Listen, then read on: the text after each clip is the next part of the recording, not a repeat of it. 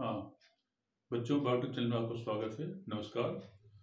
तो बच्चों, जैसा कि इस समय जो है वो माइटोटिक के बारे में इसके पहले के वीडियो में हमने स्टडी किया था। जो है वो आपको बताया था कि माइटोटिक क्या होता है वो और किस प्रकार के मतलब कि कहाँ पर माइटोटिक डिवीजन काम करता है। तो पार्ट 14 में था जो है वो। अब आती है आज साइटोलॉजी का पार्ट 15 होता है और बहुत ही इंपॉर्टेंट पॉइंट है जिसको कि माइटोटिक पॉइजन्स एंड जिसको माइटोजेंस कहते हैं वो। तो आज चाहे नीट पेपर हो चाहे बोर्ड पेपर हो, तो बोर्ड पेपर में इससे शॉर्ट नोट पूछता है और नीट पेपर में इससे भी क्वेश्चन पूछा जाएगा। जो है बहुत इंपॉर्टेंट पॉइंट है, इसलिए उसको ध्यान सुनिएगा। लेकिन हाँ, चैनल को सब्सक्राइब करना, लाइक करना और शेयर करना ना भूलिएगा। तो बच्चों, इसमें क्या होता है कि कुछ ऐसे केमिकल प्रकृति में पाए जाते हैं जो कि माइटोटिक डिवीजन को इनहिबिशन करते हैं, माने संदमन करते हैं वो। उसी को हम माइटोटिक पॉइजन कहते हैं वो। जैसे कि एजाइड्स, साइनाइड्स, कीलोन्स, कॉल्चिसिन, मस्टर्ड गैस, ये सब जो होता है माइटोटिक मतलब कि ये सब जो होता है माइटोटिक प्रोसेस का इनहिबिशन करने काम करते हैं वो। जिसमें कि एक बड़ा इंपॉर्टेंट पॉइंट होता है, कॉल्चिसिन होता है वो। तो कॉल्चिसिन को हम एनाफेजिक, जो कॉल्चिसिन होता है इसको हम एनाफेजिक पॉइजन भी कहते हैं वो। अच्छा, एनाफेजिक पॉइजन क्यों कहलाता है? क्योंकि एनाफेज में क्या काम करता है कि एनाफेज जब प्रोसेस होती है तो उसमें जो होता है, जिसमें क्रोमेटिड जब सेपरेशन होता है उसके प्रोसेस को रोक देता जो है वो, और उसका परिणाम क्या हो जाता है, पॉलीप्लॉइड कंडीशन आ जाती है और एक 4n बन जाते हैं वो। अब आती क्या होता है, इसलिए इसको हम कहते हैं आर्टिफिशियल पॉलीप्लॉइडिंग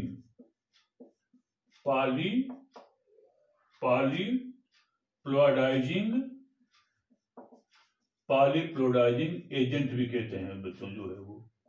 मैंने इसमें जो एक कॉल्चिसिन कहा गया है वो, और कॉल्चिसिन जो केमिकल होता है इसको एक विशेष प्रकार का प्लांट होता है और उसको कहते हैं काल्चिकम आर्टमनेल प्लांट से उसे हम तैयार करते हैं इसके। और यह काल्चिकम आर्टमनेल जो प्लांट होता है यह एक एंजियोस्पर्मिक प्लांट होता है। एंजियोस्पर्मिक, या इसको हम आवृत्तबीजी प्लांट कहते हैं, उससे तैयार किया जाता है काल्चिसिन को। और बड़ा इंपॉर्टेंट जो है, इससे क्वेश्चन बहुत पूछा जाता है। अगला होता है मस्टर्ड गैस होता है। तो ये सब जो होते हैं माइटोटिक पॉइजन कहलाते हैं वो। अगला होता है माइटोजेंस होते हैं वो। तो माइटोजेंस माने कि ऐसे कुछ केमिकल होते हैं जो कि माइटोसिस प्रोसेस को स्टिमुलेट करते हैं वो। माने ऐसे केमिकल जो कि माइटोटिक प्रोसेस को स्टिमुलेट करते हैं, इसको हम माइटोजेंस कहते हैं वो। जैसे कि एक हार्मोन होता है साइटोकाइनिन, और साइटोकाइनिन को साइट में हम CCK कहते हैं वो। ये साइटोकाइनिन होता है और कुछ स्टेरॉइड्स होते हैं जो कि माइटोजेंस का वो कार्य करते हैं वो। तो बच्चों, इतना रहा, बहुत इंपॉर्टेंट पॉइंट है जिसको कि माइटोटिक पॉइजन या इसको हम माइटोजेंस कहते हैं। अब आता है कि नेक्स्ट हेडिंग आता है इसमें। नेक्स्ट हेडिंग है सेल साइकिल है वो। सेल्वस का नेक्स्ट हेडिंग होता है, उसको सेल साइकिल कहते हैं वो। सेल साइकिल, ये इसकी हिंदी होती है कोशिका चक्र होता है वो। तो बच्चों, जो सेल साइकिल होता है, ये देखिए, ये सेल साइकिल है ये। अब आती है कि इसमें क्या होता है, जैसे कि ये हो गया, तो इसमें क्या होता है देखते हैं पहले। तो इसमें क्या होता है, पहले G1 हो गया, फिर क्या होता है, यस होता है, और फिर क्या होता है, G2 होता है, G2 होता है, और फिर क्या होता है, यम फेज होता है वो। यम फेज कहते हैं वो।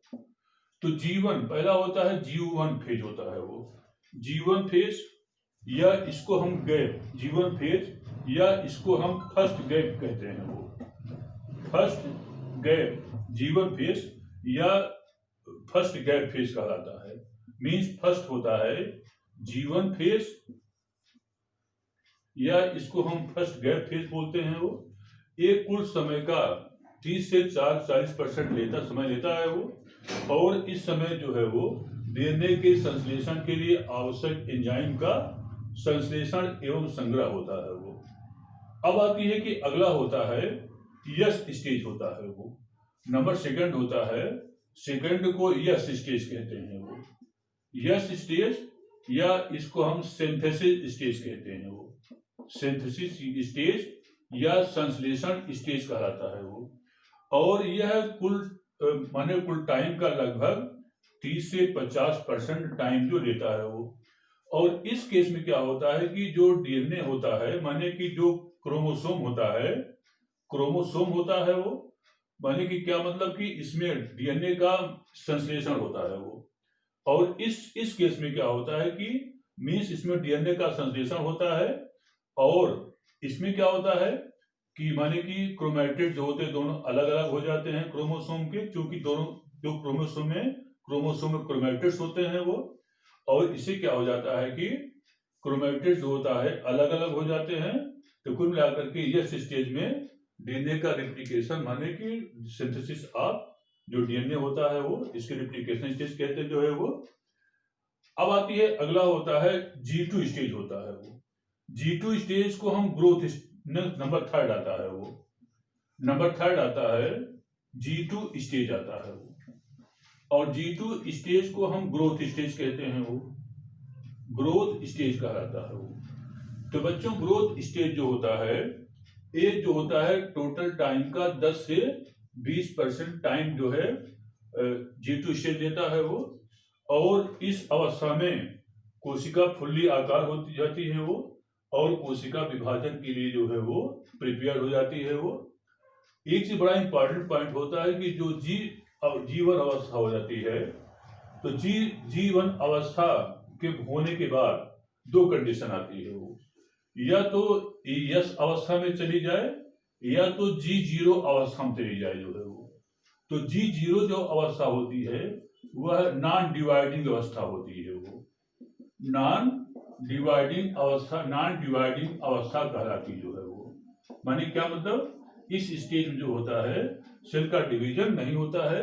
जैसे कि नर्व सेल, माने G0 स्टेज में हमारी नर्व सेल रहती है वो, नर्व सेल हो गया, और जो होता मसल सेल होती जो है वो, ये जो होता है क्या बोलते हैं G0 स्टेज में रहती है वो। तो अब आता है कि फोर्थ होता है, नंबर फोर्थ होता है यंग फेज होता है वो। यंग फेज कहलाता है वो। और यंग फेज जो होता है टोटल टाइम का 5 से 10% समय जो है यंग फेज लेता है वो। और यंग फेज को 4 उपावस्था में बांटा गया है वो। 4 होते हैं। नंबर 1 होता है प्रोफेज होता है, प्रोफेज। और नंबर सेकंड होता है मेटाफेज होता है, मेटाफेज। और थर्ड होता है एनाफेज होता है, एनाफेज। और फोर्थ होता है जिसको कि हम टीलोफेज कहते हैं वो। तो बच्चों ये जो होता है इसको क्या कहते हैं, इस सेल साइकिल कहलाता जो है वो, इसे हम सेल साइकिल कहते हैं वो। अब आती है कि इसमें क्या होता है, सेल साइकिल में भी चेक पॉइंट होते हैं वो। जैसे कि अगर हम बात करते हैं तो इसमें भी चेक पॉइंट होते हैं वो। जैसे कि G1 क्योंकि मतलब चेक पॉइंट होते हैं वो, और वह कहलाता है सेल साइकिल चेक पॉइंट होता है वो। चेक पॉइंट इसलिए होता है क्योंकि सेल के डिवीजन को कंट्रोलिंग करने के लिए, क्योंकि माने कि सेल के डिवीजन का कंट्रोल करना भी आवश्यक होता है वो। तो यहाँ पर जगह जगह पर भी चेक पॉइंट होते हैं वो। जैसे एक पॉइंट होता है इसको बोलते हैं नंबर वन होता है G1 चेक पॉइंट होता जो है वो, ठीक है, G1 चेक पॉइंट होता है वो। और नंबर सेकंड होता है G2, नंबर सेकंड है G2 चेक पॉइंट होता जो है वो, G2 चेक पॉइंट होता है वो। और नंबर थर्ड होता है यम फेज चेक पॉइंट होता है वो, यम फेज चेक पॉइंट होता है वो। और ये चेक पॉइंट क्या काम करता है कि माने कंट्रोल करता है जिससे कि ऐसा ना हो कि कहीं मतलब कि सेल डिवीजन का कंट्रोलिंग भंग हो जाए और कैंसर वाली कंडीशन आ जाए तो भी प्रॉब्लम हो सकती है। तो बच्चों इतना इसमें रहा जो है वो, इसको क्या बोलते हैं कि सेल साइकिल का हो गया जो है वो। तो अब अगली हेडिंग आएगी, इसको कहते हैं मियासिस कहते हैं, वो नेक्स्ट सेल डिवीजन होता है और बच्चों वह कहलाता है मियासिस या अर्धसूत्री विभाजन कहलाता है। अर्धसूत्री विभाजन या उसको हम कहते हैं मियासिस कहते हैं, meiosis. Number second cell division होता है, इसको हम कहते हैं मियासिस कहते हैं वो, मियासिस आर। एक कहलाता रिडक्शनल डिवीजन, ठीक है, डिवीजन, और इसकी हिंदी होती है अर्धसूत्री विभाजन। और अर्धसूत्री विभाजन का सबसे पहले अवलोकन फार्मर एंड मूरे नामक वैज्ञानिक ने किया। और इस विभाजन द्वारा, इसके न्यूनकारी विभाजन क्यों कहते हैं, क्योंकि इसमें एक पेरेंट सेल से 4 डॉटर सेल माने 1 2 3 4 4 डॉटर सेल का फॉर्मेशन होता है। जिसे मान लीजिए कि एक पेरेंट सेल जब डिप्लॉयड हो जाएगा तो इसका डॉटर सेल जो है हाइप्लॉयड, माने सभी डॉटर सेल जो होता है ये हाइप्लॉयड हो जाएंगे, माने अगुणित हो जाते हैं वो। माने अगर इसमें क्रोमोसोम संख्या मान लीजिए यहाँ पर 16 है वो, तो यहाँ पर जो होता 8 8 8 8 हो जाते जो है वो। अब आती है कि इसमें न्यूक्लियस का डिवीजन, तो इस मियासिस में न्यूक्लियस का डिवीजन तो 2 बार होता है वो, लेकिन डीएनए का रेप्लिकेशन जो है एक ही बार होता है वो, एक खास खूबी होती है। और मियासिस सेल डिवीजन जो है इसके द्वारा सेक्स सेल्स माने लिंग कोशिका का निर्माण होता है। इसके अलावा यह जाइगोस्पोर में, और इसके अलावा यह मेगास्पोर माने मेगास्पोर मदर सेल जिसको एमएमसी कहते हैं वहां पर होता जो है ये। इसके अलावा जो फ्यूनेरिया होती है वो, फ्यूनेरिया को हम कॉमन मास कहते हैं। तो मास के पौधे में जो कैप्सूल होता है और कैप्सूल से जो स्पोर बनते हैं वो, वहां पर भी इसी के द्वारा जो है वो, माने इसी डिवीजन के द्वारा जो होता है स्पोर का बीजाणुओं का फॉर्मेशन बच्चों होता है वो। तो मियासिस की 2 अवस्था होती है, मियासिस फर्स्ट और मियासिस सेकंड, जिसके बारे में हम इसके बाद में वीडियो में स्टडी कराएंगे आपको। और खूब ध्यान से इसको देखिएगा बच्चों। धन्यवाद।